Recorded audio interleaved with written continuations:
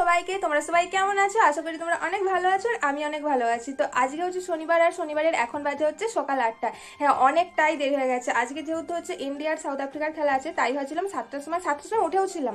7টার সময় উঠে সব কিছু আনাজ ফানাজ কেটে মাছে নুন মাখিয়ে সব কিছু রেডি করে দিয়েছি। তারপর ভাবলাম কটা বাজে, আবার ফোনটা দেখি।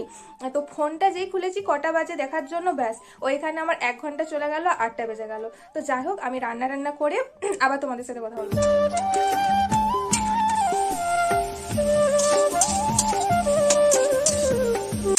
আমার মাছের ঝোলটা হয়ে গেছে, এখন হচ্ছে ঝিঙ্গে পোস্তটা হচ্ছে কড়াই ফুটছে, তাই ভাবলাম এই ফাঁকেতে একবার বাগান থেকে ঘুরে আসি, তারপর নয় এসে খাওয়া যাবে, কারণ 15টা বাজতে যায় আর খিদেও পাচ্ছে, খেতে হবে। তো বাগানে গিয়ে দেখি না এই শসাটা হয়ে আছে, লাল হয়ে গেছে, অনেকদিন যাওয়া হয়নি তো। এবার একদিকে এক সাইডে হয়েছিল তাই চোখেও পড়েনি, অনেকটাই লাল হয়ে গেছে। তো এই শসাটাতেই মুড়ি খাবো, তো মুড়ি খাওয়ার পর আবার করবো।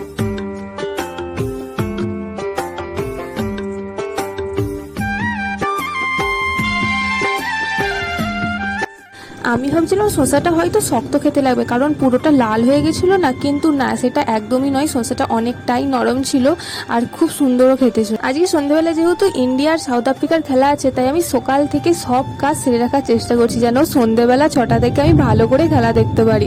আমার রান্না বান্না সব কমপ্লিট হয়ে গেছে, এবার শুধু ভাত রান্না করলেই হয়ে যাবে। তাই ভাবলাম ভাতটা কেন দেরি করা যায়, তাই ভাতটাও বসিয়ে দিয়েছি। এবার স্নান টান করে খাওয়ার সময় আবার তোমাদের। তো আমরা এখন খেতে বসে পড়েছি, আর আমাদের কি কি রান্না হয়েছে চলো তোমাদেরকে।